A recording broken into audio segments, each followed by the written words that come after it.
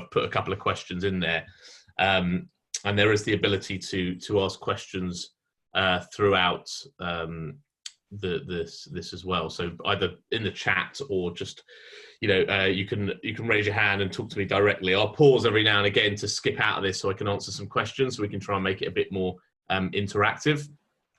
But essentially, Grey Matters as a business development consultancy, and we help agencies with their growth, with their positionings, with their strategies, and moving forward. And I guess, in light of recent affairs, we thought it was essential that we kind of came out with some ideas of what you can be doing around business development. And people have differing opinions on this, whether or not they think it's completely dead and whether or not they can't do anything. But there are opportunities out there, and despite what people may think, but it's a case of changing your tact. So I'll skip through. I mean, some of you who joined a webinar last week may have seen a couple of these slides, but I think the first point I just wanted to make is that we're all adjusting to this new reality, and like myself, and everybody else, we're all being affected in one way or another. So we fully empathise, and it's a case of not panicking and trying to keep calm. I'm sure there's lots of people out there talking about how to adjust working from home, using online webinars, looking at cash flow and cutting back on costs, and all these sort of things are essential. But what I want to talk to you is about kind of focusing on the future, because I do believe, we will come out of this stronger, and now's the time to put yourself in the best opportunity and position for that. So the first thing I just want to touch upon is the kind of the view of your new customer. And I guess it's your customer in terms of the marketing departments and your clients who you're talking to, but they've also got a very different customer in who they're trying to talk to, and some of these you might recognize. So just from a mindset perspective, it's the kind of anxiousness, people are being cautious, cutting back on budgets.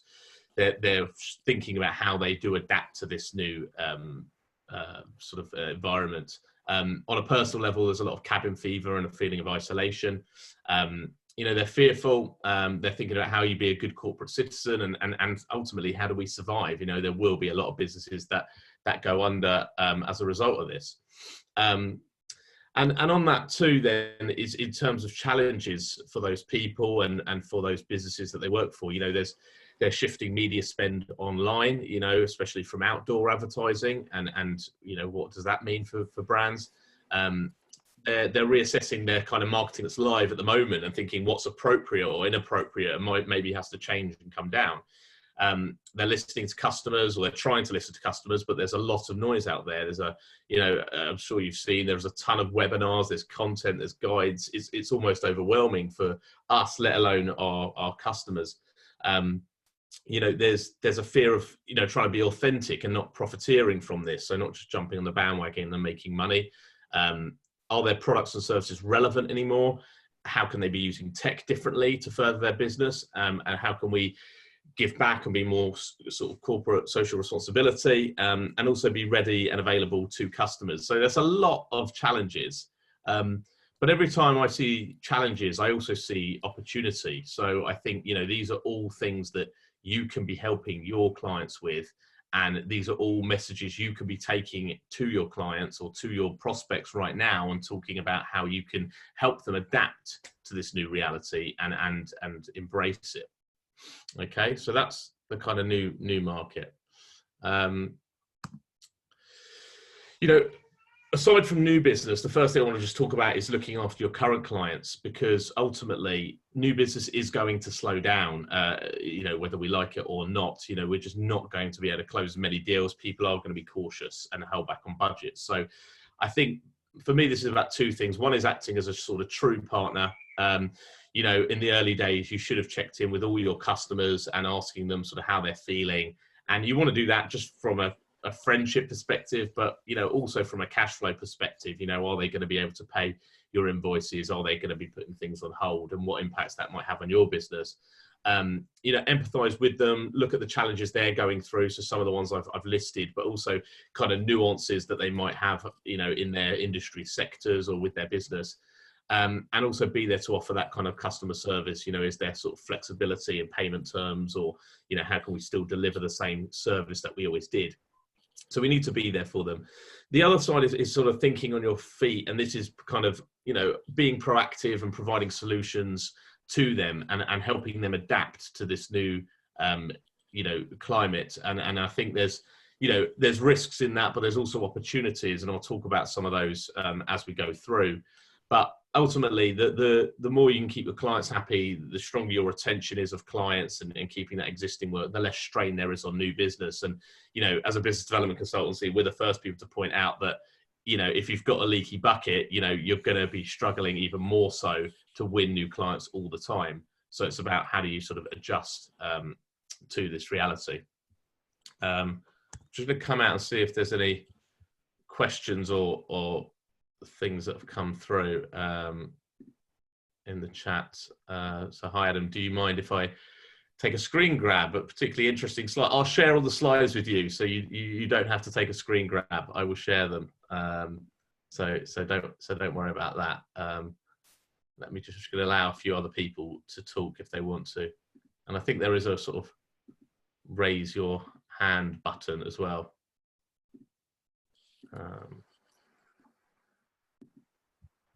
Cool. All right, nice. So we've got about 32 people. I'll jump back in.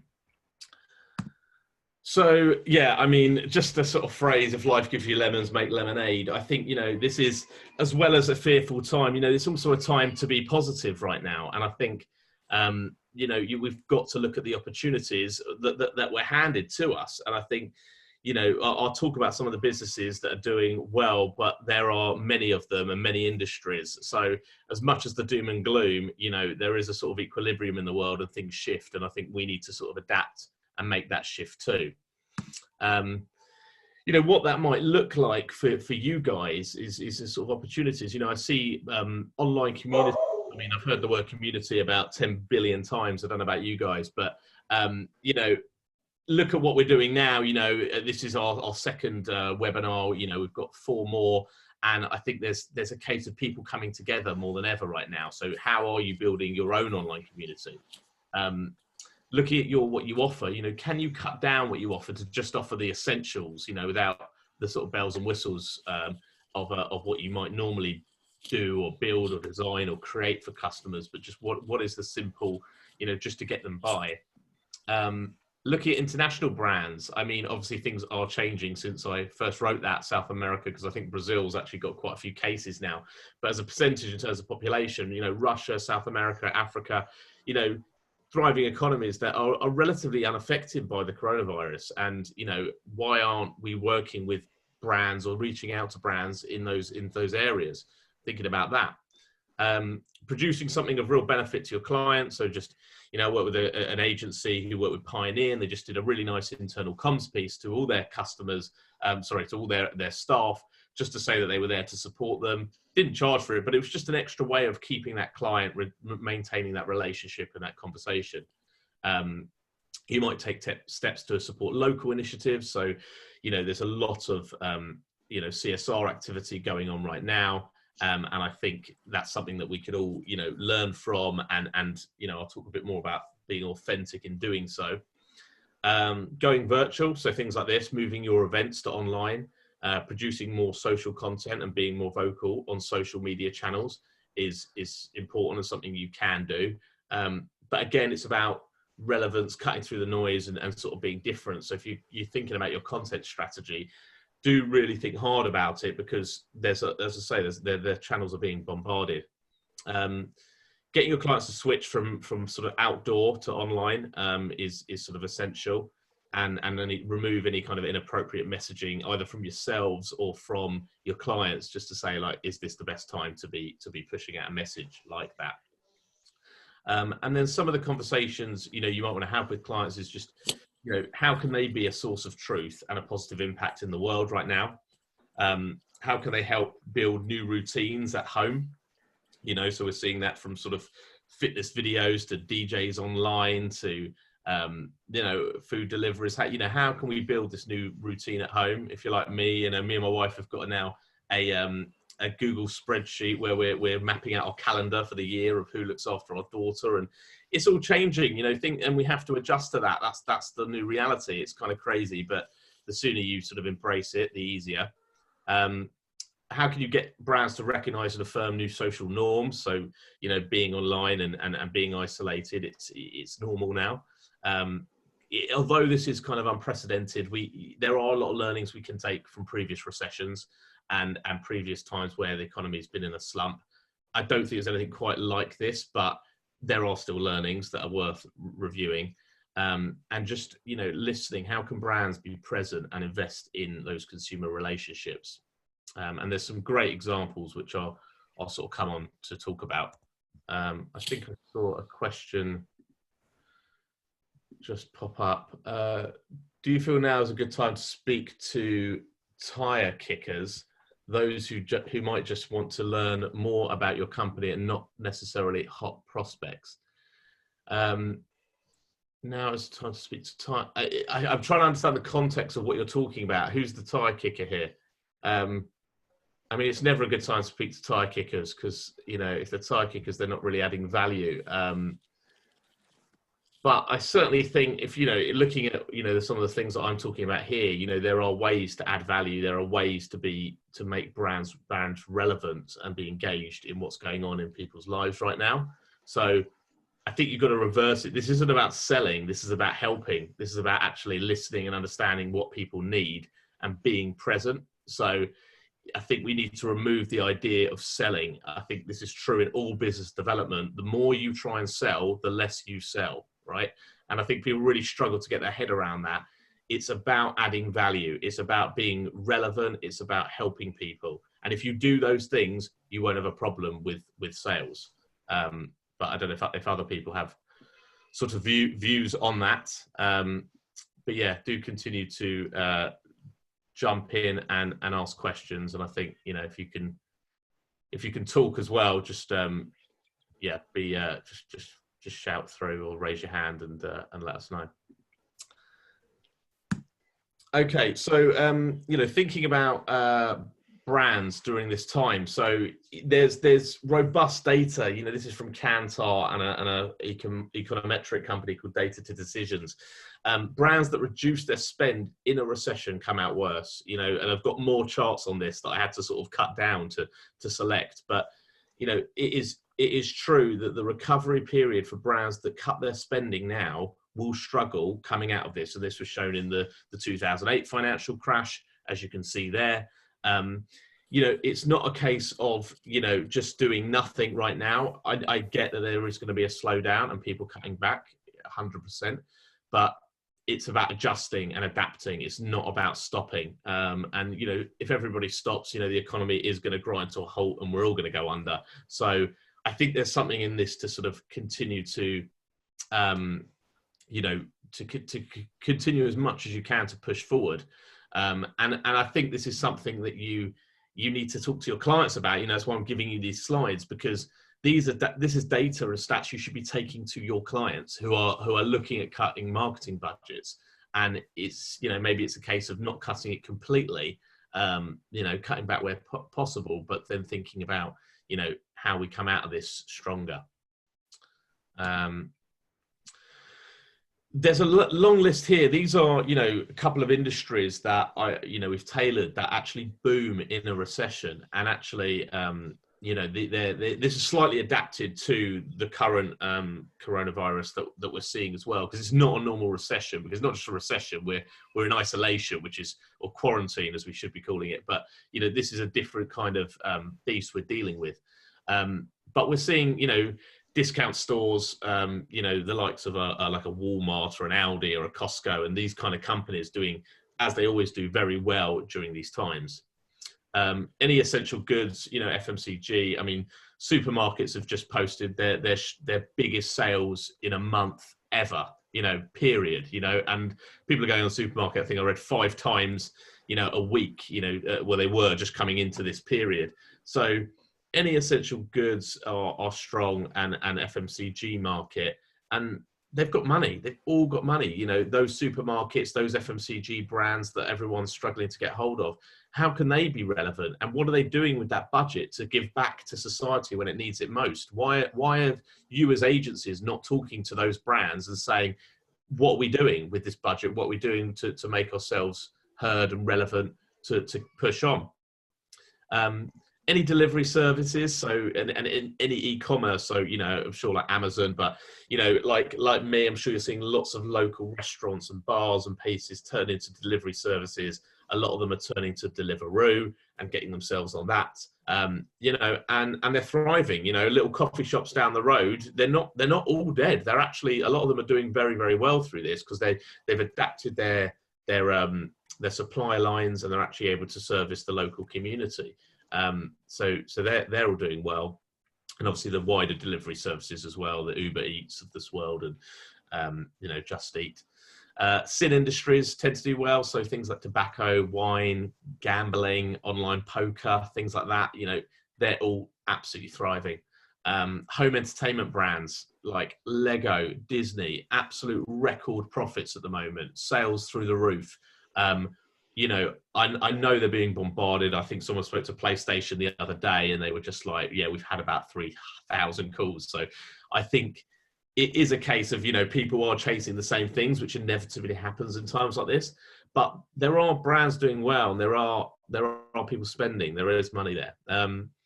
People who specialize in kind of repairing and upgrading. So, you know, this is kind of like, I'm not going to buy a new dishwasher. I'm going to repair my existing one, or I'm going to fix something up to make do. And I think that happens a lot in this sort of time where people cut back.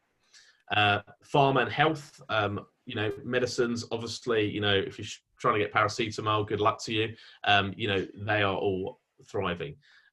Confectionery, chocolate, it's quick, it's easy, it's like, you know, it's what people want, it's cheap. It gives people a little kick, and it's there for the endorphins. You know, any kind of sweets and chocolate is booming. Cosmetics we often see do quite well, so things like you know, like lipsticks and stuff did very well during the last recession, because again, it's a relatively cheap way of putting a smile on people's faces, and that's what people want right now. So little things that are affordable but make a big difference to someone's mental state can have a big impact. Luxury goods is a maybe a sort of question mark, but there are a very small percentage of the population that are very wealthy and will be relatively unaffected by this recession completely. And I think, you know, some luxury goods are doing very well at the moment, and aren't seeing that effect happening to their business. Contraceptives, yeah, again, like you do see, like people are talking about the coronials and the new boom of babies that might happen come the end of the year. There's also the talk of many divorces and lawyers being quite busy come the end of the year too, with the isolation going on. But, you know, I think that, you know, it's true. It's contraceptives. It's a cheap thrill. And tax services, you know, I'm sure you've all struggled to get into your accountants at the moment, and so, you know, I think tax services and anyone dealing with sort of litigation, money, mergers, things like that is doing quite well. And someone's just posted, yeah, creative and crafts, 100%. I mean, me and my wife completed a puzzle. We can't get another one. It's the puzzles on Amazon are sold out. It's ridiculous. But, you know, I bought a knitting kit for my sister to keep her busy. You know, crafts are going to be very big at the moment, so I think that's another market that I should definitely add to this. So hopefully that gives you some ideas. You know, these are big industry sectors. There are a plethora of brands and businesses within that give you kind of food for thought about how you can adapt and adjust and move forward. Just gonna flip out and just see questions. That's a long question, which I can't read all of that. It's not a question. Adam, it's not a question. Paul, Paul, do you want to ask that question out loud? Adam, good morning. Yes, it wasn't meant as a question, guys. Sorry, and thank you for your time. Thank you for your time on this. It was just picking up on the point that you made, which is a really important one about challenges means opportunities. And I just wanted to reference it for those who perhaps haven't had a chance to see it. The 2019 Havas Media Group's Meaningful Brands report. It's a pretty worthy piece. They survey 350,000 consumers in 31 countries. And in 2019, so long before the experience we're going through now, one of the key highlighted conclusions, and I quoted it here, they said 68% of consumers, so 68% of those they surveyed, expected brands to play a proactive role in their well-being and quality of life, yet only 33% believe brands are actively doing so right now. So in conversations with brands, brand owners, even media owners, now couldn't be a more relevant time to say, listen, we should be thinking about this, to your point about how do you authentically enable positive social impact. So this isn't a sales message. This is a, how do you as a brand help your consumers realize some of their key expectations right now, and therefore hopefully become more relevant and meaningful to those customers. Yeah, so definitely. And I think I'm probably going to come on to sort of reiterate some of those points right now within this, because it, as I say, it's not about ambulance chasing, you know, from this perspective. This is about how do we help these brands survive and, as you say, stay relevant. And yeah, I know the Havas Index quite well. Great piece of research, great piece of marketing content that was done by them. So it's a kind of, as well as that, it's a, in terms of, you're looking at how to grow your agency or how to do business development, just look at the Havas Meaningful Brands Index, and it's about how they put, how they acted, how they did. It's not just comms. They actually put something together at the heart of it, and were able to generate a huge amount of content and an entire like sort of momentum off the back of it as well. So it's something all agencies can definitely learn from. So yeah, so going on to sort of, as you just said, your point there, brands should be mindful. You know, I think, you know, there's a lot of things, like you've got a backlash here, top right, of someone who's pretty grossed out about brands using, you know, Corona as a sort of marketing tool and thinking this is a case to sell something. So, you know, this was some thoughts put together actually by BBH, and they've got a great deck on kind of adjusting in the current climate. And some of the points they put here is kind of know your role. This is like, as in you talking to brands, but it's kind of relevant to everyone. You know your role in all of this. Keep it real, you know, and be authentic. Listen to people. Be reachable to people who are trying to get in touch with brands. And, you know, a lot, you know, if you're trying to get in touch with any of the banks or any companies at the moment, their customer service is inundated. So what are you doing to help them through social media? How are you helping them adapt? How can people be calm and not knee-jerk reaction? Don't be opportunistic, as we said. Adding clarity. Sometimes it's just about adding clarity to what's going on in the world. There's so much noise, and some people just want a bit of, you know, sense of idea of what is a sense of truth. And being a sense of truth makes you a credible, trusted brand. Lighten the mood. You know, I do like the one by sort of Pornhub there. It's okay, you can touch yourself.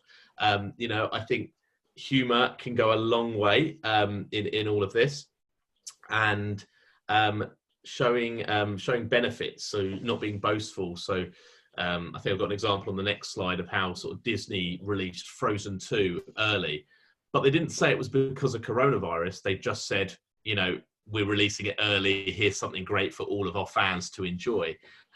So sometimes it's just not about sort of flexing your muscles, but, you know, showing how impressive you are.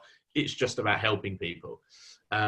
Shifting media, as I said, from sort of outdoor to online or TV, or, you know, you know where those channels are going to be most consumed based on media consumption at the moment, and being helpful and being generous. So, you know, just things that brands can be really mindful of right now that we can help them to achieve. And then on the other side, it's actions that speak louder than words. So it's not just the comms that actually need to help. So obviously I said be helpful, be generous, but, you know, you've got things like Brewdog there who launched their sort of hand sanitizer, and Zara sort of donating sort of face masks to workers. And it's like, it's incredible, really. You know, you see these businesses and how the world is able to change and adapt at such a vast speed and scale. And I think, you know, we've all got that ability to do with our own businesses and to help other people do it. But there are some rules, you know, so things like stay in your lane, in terms of, like, you know, don't try and stretch yourself too far and be something you're not. curate utility. So in terms of being helpful to people, there's so much out there, it's just curating it and giving it to people in a simplified message. They don't necessarily have to build or create all this new kind of utility. Empower the experts that were out there, and help people help others. So it might not be about a direct way that say that they're helping people. It might be helping people who are helping people. So there's all routes to market. Looking after your own people, I think it's so important from a sort of, even from a PR perspective, even your agencies yourself and your clients, how are they looking after their own people? Because that in itself is a PR story. And that goes a long way to say about your company and the leadership and how you're currently set up. Going local, so supporting local communities in any way, shape or form. Repurpose things, so like the brew gel. Be thankful, so like the post for the I love NHS and supporting people. Find the pain points, looking back at those challenges we said, look at what people are struggling with at the moment, and what they can do to alleviate some of those pain. Make lemonade, I've already sort of touched upon that. And invent new traditions. So, I think there are some things that we're doing and things that are changing to our society that could stay, that could be fundamental changes and differences to our entire culture. And maybe there's a way of inventing that. You've got to look at the house party app, and is that gonna, that could survive beyond this a new tradition. But there's so many other things that I think that people are adjusting to, and people go, oh, actually, that's not a bad way of working. That's quite interesting. So maybe we'll keep that up. So yes, just gonna again sort of flip out sort of to look at Q&A. What about the rise of local, e.g. small suppliers going direct to consumer? Yeah, so direct to consumer we're seeing instead of traditional routes is really important. And for that to be successful, people need to invest in their own brand. So you've got small suppliers doing it, but there's, even big brands. I think, you look at like someone like Nescafe, Nescafe, who did like the pods. They always sold through John Lewis, and then they sort of shifted their whole strategy a few years back to opening their own stores, selling direct. But they did it to build their brand, and and now they're creating their own cafes, so they're able to diversify quite a lot. And if you've got that direct relationship with your consumers, you can do that. So I think you might see that from even small suppliers now as well. Given the current situation, I anticipate a big investment into new digital transformations or products or services too. So yeah, I don't know if we've got any sort of digital transformation agencies. I work with a couple, and they are, and even some in the retail space. So I know a couple that work for like Gap and Levi. They are doing pretty well at the moment in terms of, like, as in the shops aren't doing well, but their budget and their investment into how they're transforming their organizations to be more digital is still continuing, even more so now. So I think if you're a business that helps brands and businesses on that digital transformation journey, then now's the time you should be talking to those businesses and thinking, well, what can you do in the physical world? I was talking to a jeweler the other day about, and they're so traditional. It's all through, retail shops on high streets, and there's no e-commerce. So, prime example for an e-commerce, brand to go online, and think about the future. So that's all good. All right, I'll jump back in. Any other questions? Just use the chat on the side, guys, if you need to.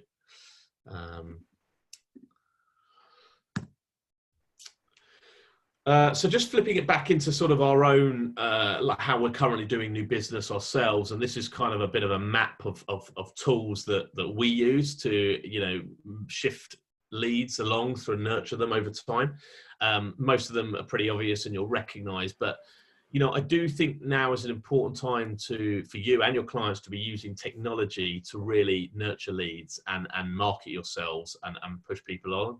So, the likes of MailChimp and how that integrates into your CRM system, your social channels and how you're using that, but also how you're capturing data.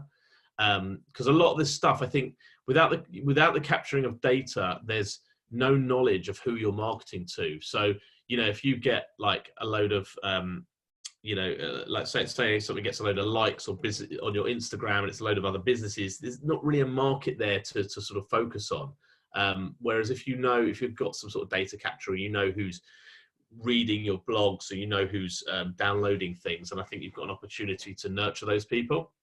If you're not using a CRM system, I can't stress this enough. If you're still using spreadsheets or think you can get by with Google Sheets and things like that, you're missing a huge trick. I can't tell you the amount of revenue and new business opportunities you'll be missing over and why you're not creating a sort of consistent, robust pipeline, and why you're sort of always going through peaks and troughs.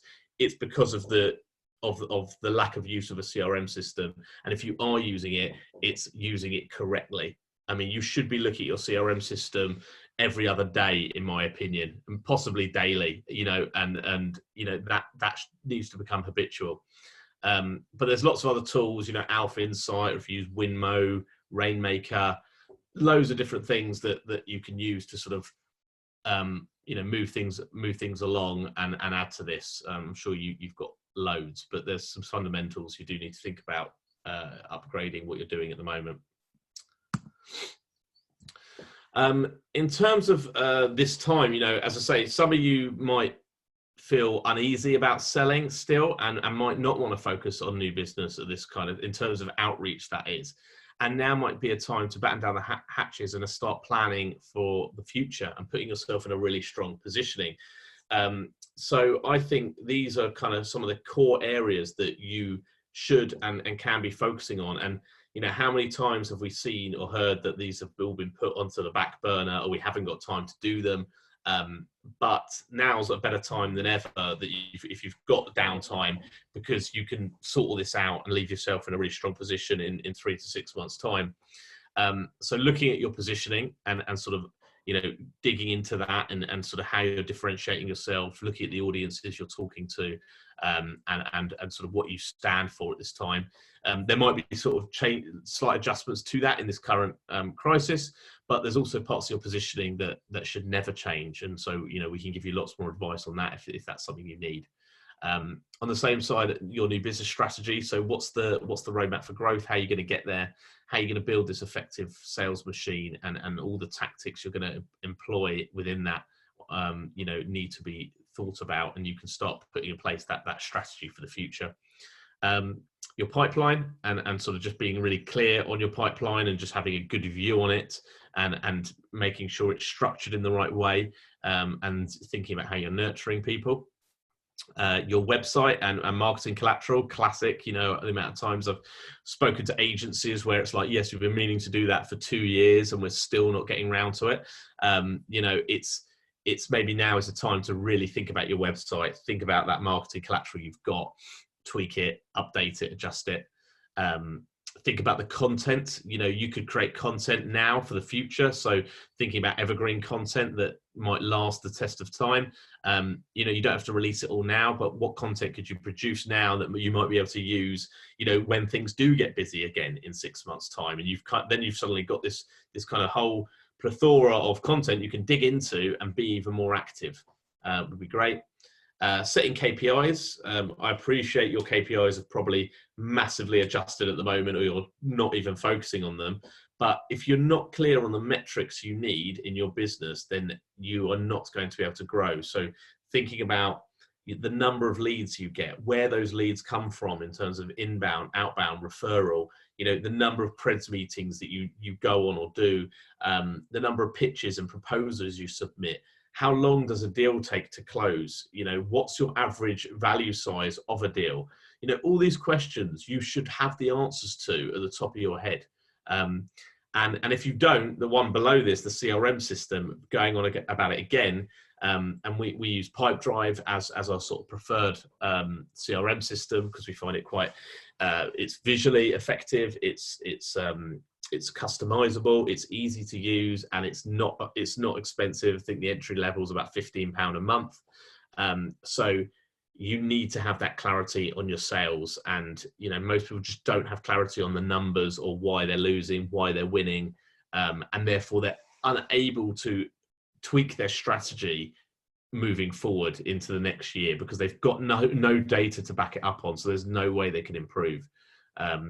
So yeah, all kind of things that you can be doing right now to plan for the future.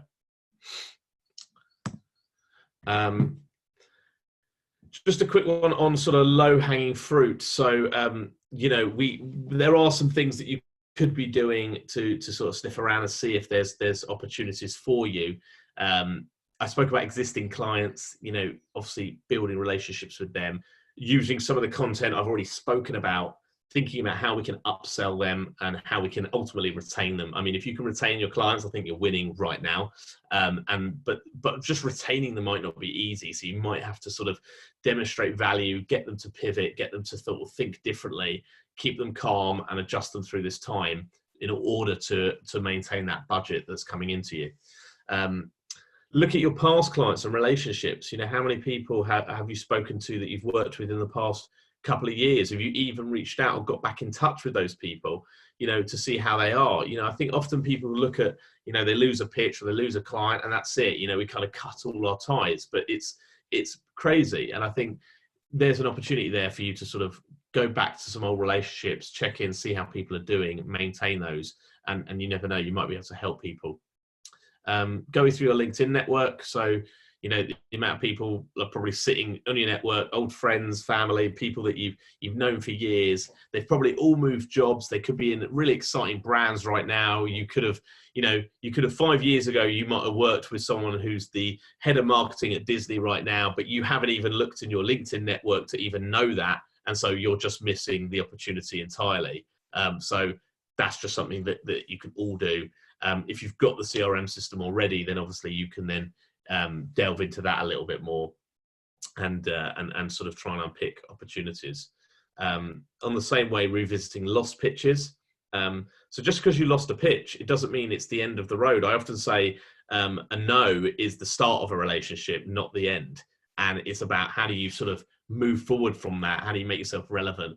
And often the people that the agencies that win those pitches, they don't often all come to light. You know, sometimes they work together for 3 months, they regret the decision, but then randomly they don't think about going back to you. They kind of go to somebody else, and but you weren't even privy to that conversation or a part of that journey. And so again, you've missed out on the opportunity.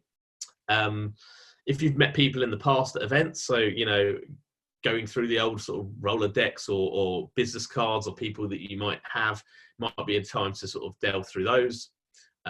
Looking at key referrals. So, you know, who brings you business? Who refers you business? Is it other agencies? Are there freelance consultants you work with? Your clients? Who else could be referring work to you right now? And I think trying to push on those. And then generally using, you know, industry news. So looking at share movements, new hires, companies that possibly need saving, companies that are thriving. You know, everything is out there in the news. It's all about using your intuition to sniff out those opportunities and turn something into a positive. You know, you've only got to like turn on the news and you'll see one instantly. But, you know, if you're not seeing that, maybe, I don't know, talk to us, talk to business development people, because that's our skill. You know, that is what we do. We see opportunity in everything. And that's really important in a time like now. Cool. If you guys, any more questions, then just flick through. And also, there is a poll I did at the bottom. I asked a couple of questions. Don't know if anyone's responded to that. Oh, I need to launch it. Hold on. I think I need to launch it. Right. I'll launch the poll now. Hopefully you'll see that. Okay, I think you can vote in your own time, so you can see the questions. Maybe I'll give you a couple of minutes just to do that, because it's going to be hard to read and listen at the same time.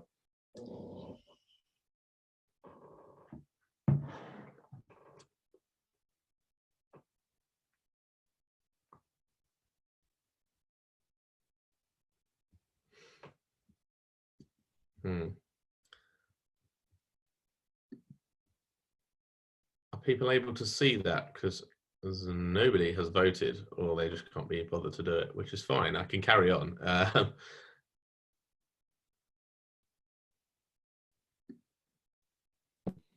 I can't see the poll. So you can't see the poll. I can't see them. Okay, right. We'll skip the poll. um, it's weird because it says it's live. Maybe at the bottom, if you click on the bottom, is there anything about poll there?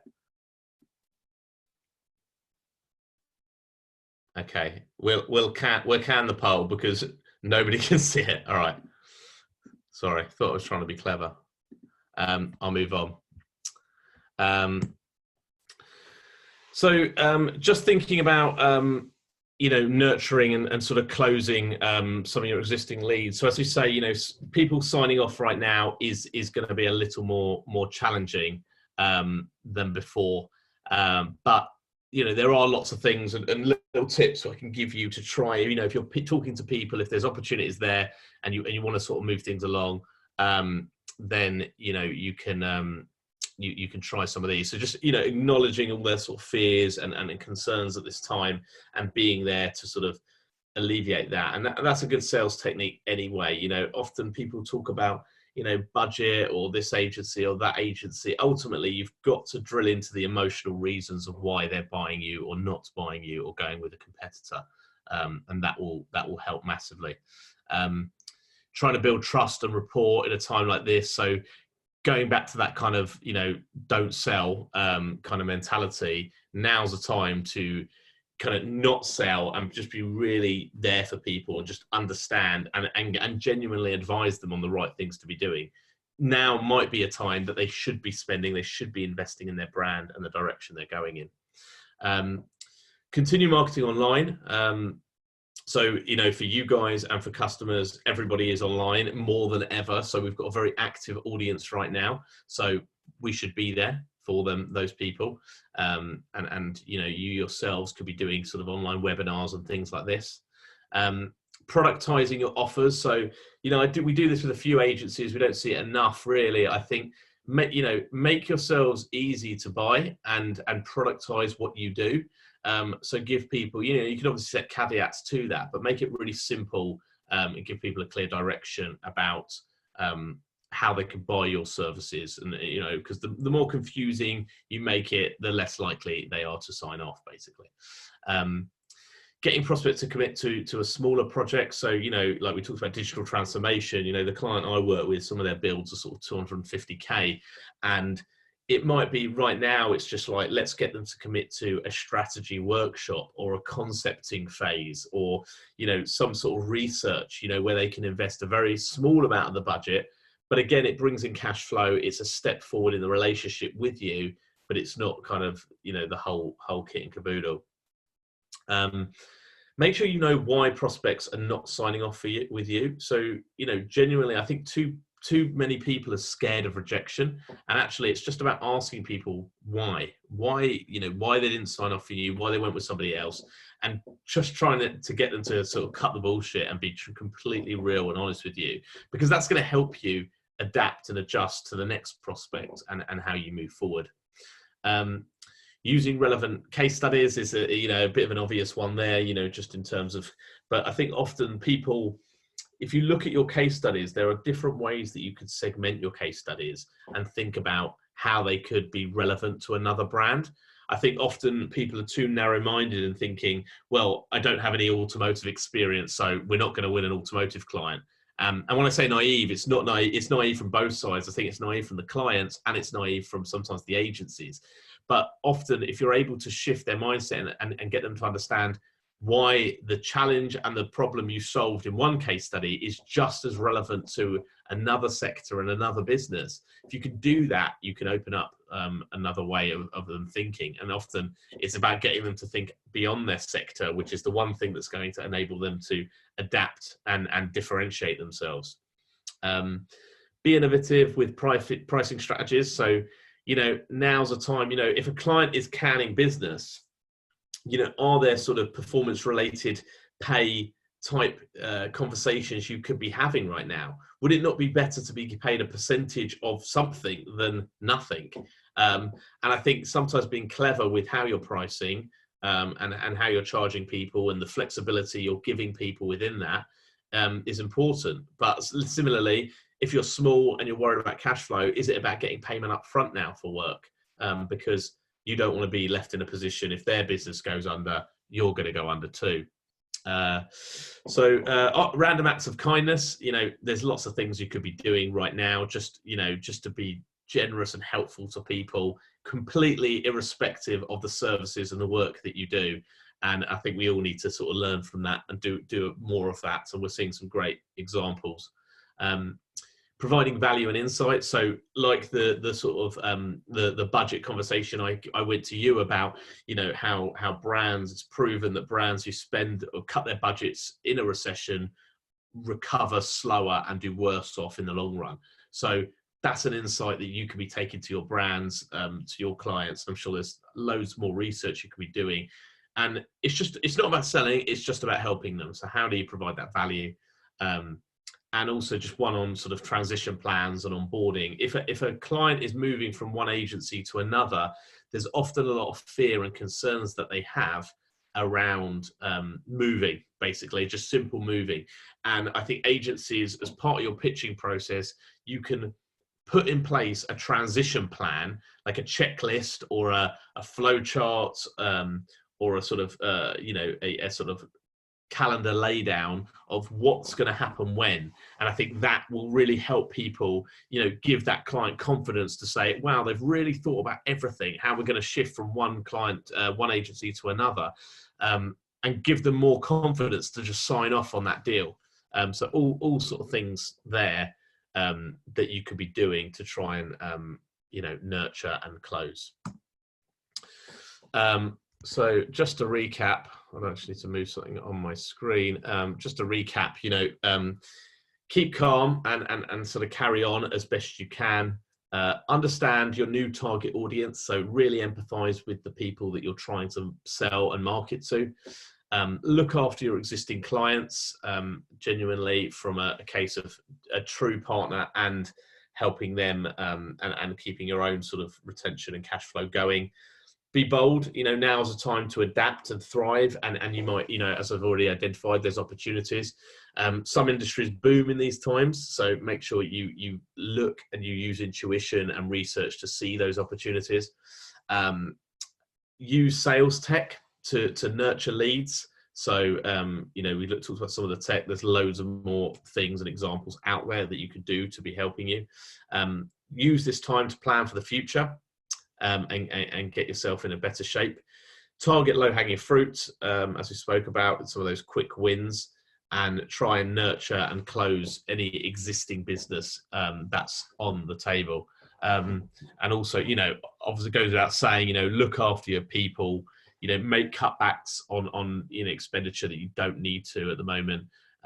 Grab all the help from the government that you can get, and work with any kind of current suppliers and customers to make it more, to build those relationships. So that's kind of it from myself. So if you've got any questions, do sort of shout. I'm not sure why the poll didn't work. I'll try and relaunch it, but see if that makes any difference. But Q&A. So yeah, any other questions that people want to sort of jump in and talk to me about and ask?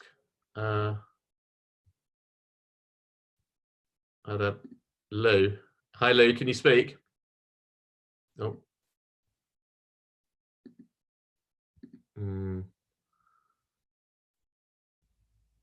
Trying to enable. Yes. Hi Lou, go on. Sorry. How you doing? Hi, good. Sorry. Oh, my hand's up. It's not supposed to be up. Oh, your hand was up. Yeah, I thought you had a question. Erroneous. Apologies. No, thank you. I find it really useful, actually, as an agency MD in the current climate.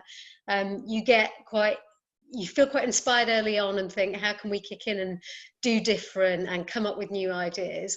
And then, of course, very quickly you go into that mode of looking after your team, making sure you're all match fit. It's easy to slip out of this new biz mode. So I think what you've gone through today, a bit of re-energizing that we needed right now. Yeah, definitely. No, thank you for that. And yeah, I guess that's what I intended to do, as I say, that I think, look, I think it's a lot of change, and I mean the world is changing daily, and it's you know, you're right to be thinking about your staff first and foremost. You've got to think about your business cash flow, and you've got to think about your clients. And it's like, you know, I guess the last 2 weeks have been kind of a big shift in that, but there is, as I say, opportunity out there, and now's maybe a time to get out there and help brands. And it's about, you got to be quick, you got to think on your feet. And as you say, there are some amazing examples of what brands are doing in a really authentic, credible way. And I just think, you know, if you can be one of the agencies that can do that with one of your clients, you're not only going to maintain that relationship, but you're going to, you know, you're going to come out of it with a fantastic case study. You know, it's the sort of stuff that, you know, some of these case studies I'm seeing are going to win Cannes Lions in a week, in a year or two. And, you know, I'm not saying that's the reason why they're doing it, but they will, that's the outcome that will happen because of people are putting people first and genuinely thinking about, you know, value and brands and how they can be relevant. I saw, did someone else have their hand up before?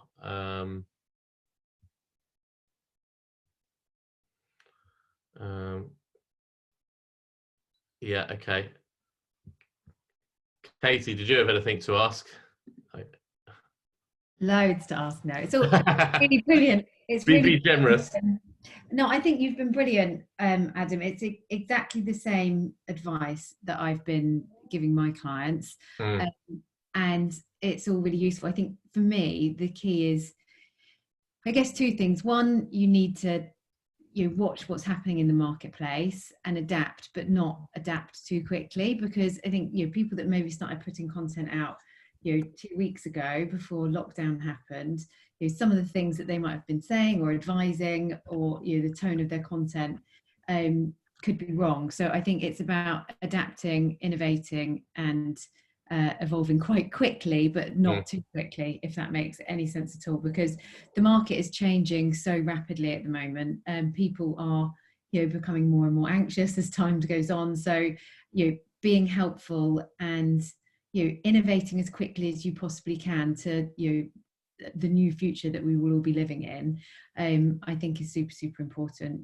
for brands, for agencies, for everyone, for us, for all of us really. And all you can do at this time, I think, is be helpful, and also collaborate more. I know you said at the beginning we're competitors, but I really think at this in these pivotal moments that we're all living in, certainly being part of an agency network like Pimento, now's a time for us to all come together and help each other and look at how we can approach new business opportunities, problems, as more of a togetherness, really. No, definitely. I think agencies, I mean, we are unique in the fact that as an industry, we are all about innovation, adapting, helping companies evolve and move forward, and I think that's our strengths, that is what, as you say, we should be coming together. And, if there's other ways we can help each other, we should be doing that, as a voice. If we're all sharing a similar message to our clients, that be helpful, adapt, be bold, be useful, be relevant. I think if we do that, then, our clients will take that message on board and they'll shift, and hopefully that will continue to help our industry to thrive.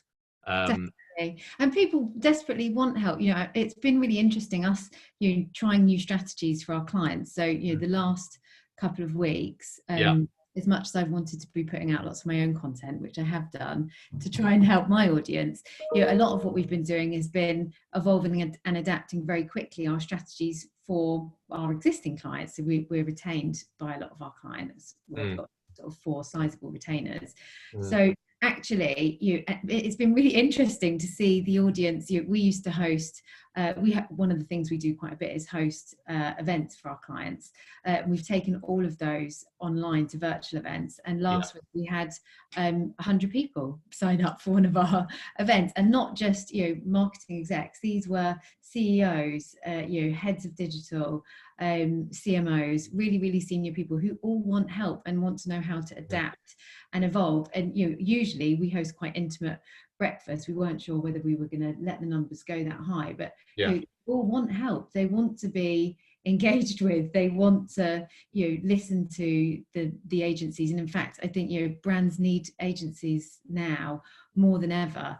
They need that advice. They need to understand what's going on in the market. So I think agencies have got a great role to play. And, you know, because we work with so many clients, having a kind of, I guess, maybe a slightly more rounded view of the world, we're going to be able to help them innovate, change, and spot trends. And yeah, and you've actually got quite a receptive audience there, haven't you? Because someone who's quite you know, fearful at this stage, but you know, everyone's at home, you know, no one's commuting. I just think there is a bit of a receptive audience there who are thinking about, you know, how can we change. And you know, even new business meetings, you know, which will be done over video call, you know, it just reduces the need for somebody to actually go to a client office or waste that time, you know. Plus they can hang up whenever they want. You know, it's kind of like, you know, it means that you could have a new business meeting with someone and just say, let's just have a 10-minute call. If we don't impress you in that time, let's leave it there. You know, I think you could do loads of those at this stage, and people might be open to that more than they were before. And you know, opportunities are still out there. You know, our clients have been still getting briefs last week. Yeah. So you know, brand new opportunities, and in fact, even this week, they're having new business opportunity calls. They're, you know, getting briefs in through the door. So there are opportunities out there. I think you've done a really good job at highlighting the industries. Other ones that I've certainly seen, charities, you know, the third sector. They're all having to do, well, dependent on what charity they are, but you know, a lot of them are having to do quite a bit at the moment, and there's certainly opportunity, you know, within the charity sector, as there are. I think charities have been really hit. We've had 3 briefs in for our clients from charities. Really? I Yeah. heard because I work with I did work with a pure charity sector agency, and I heard that they were really hit, and financially. I mean, you know, you even had charities looking to the government for more support, but I don't know, it depends which ones, maybe. Yeah, I guess it depends which charity to a certain extent. Also giving back, like, you know, I did see a letter come through the other day. My wife had sort of started donating to UNICEF. So maybe now's a time where people are actually thinking, let's give back. How do I be more helpful and relevant to people? And actually they're spending more money on charities. So, you know, it's so hard to know sometimes. It depends. I guess charities that are helping support everything that's going on right now are potentially going to do okay. You know, one, you know, people like the Red Cross, for instance, different, I guess, across varying different, you know, charity third sector departments. But yeah, we've certainly seen quite a bit of activity happening there. Okay, I've just got one other. Josh has got a question. 1 second, Josh. I'll just let you speak.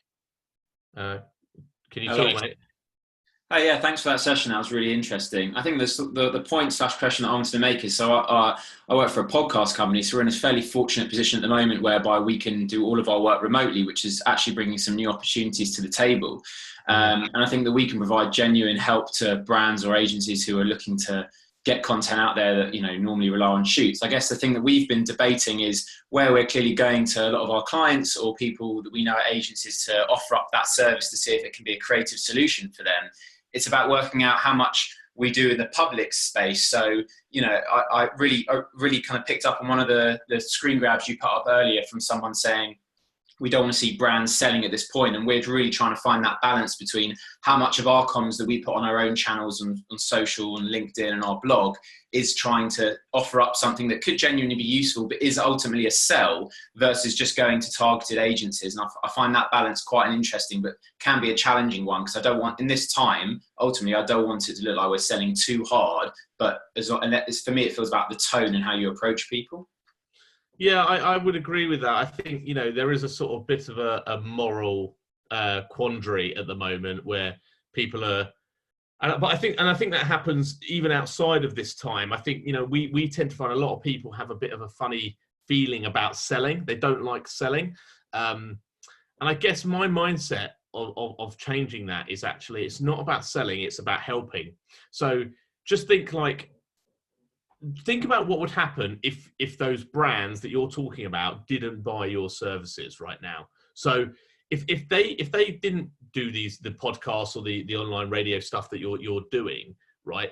Would that mean that their sales are going to get hit? And if their sales get hit, does that mean they have to let a load of staff become redundant and let them go? And do their businesses go under?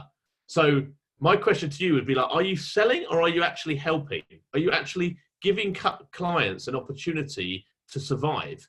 Because do you know what I mean? If you shift your mindset to thinking about like that these businesses could really benefit from this, and that could, and keeping any business afloat right now is going to be beneficial for us all, to our whole economy. So definitely, and I completely agree with that. And I think that ultimately we definitely believe we are adding value and we're providing a solution to people. So I think we are helping. So I certainly feel comfortable selling to them in that respect.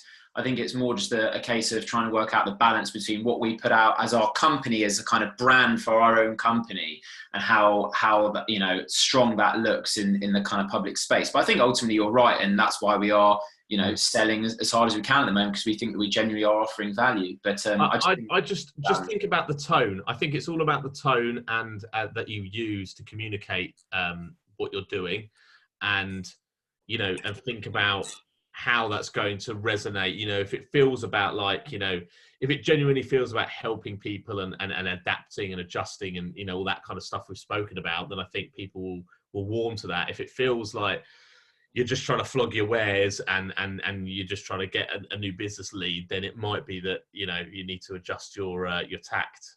Yeah, I'd agree with that. But it's really interesting, as I say, how people shift in these times, and like, people doing vodcasts and webinars and all this kind of stuff that's now available. People are shifting to it, and I wouldn't be surprised actually, if this becomes a long-term trend as well, and that we see more people adjust and use these tactics long after we're out of isolation. Cool. Anyone else for questions? We'll be sharing the slides on a PDF over the next couple of days. I've got there's other webinars we're doing. We're on one tomorrow at 3:00 with Beamer, and we're talking with BBH and a few other big agencies on that. In Leeds, we're doing some ones early on Wednesday morning, and then I'm on a podcast on Friday as well. And we're also going to be doing a lot more sort of strategy and positioning type of masterclasses and things online. If now is a time where you want to start planning and thinking about your own strategy and your own positioning, then maybe hop onto one of those and crack on. But sorry the poll didn't work. I can't see any more questions. But look, guys, if you got my details, if you want to send me, I'll just put my details back up on the screen. If you want to share anything with me, you've got my email details there, and any questions, just pop it over. But thank you all for your time.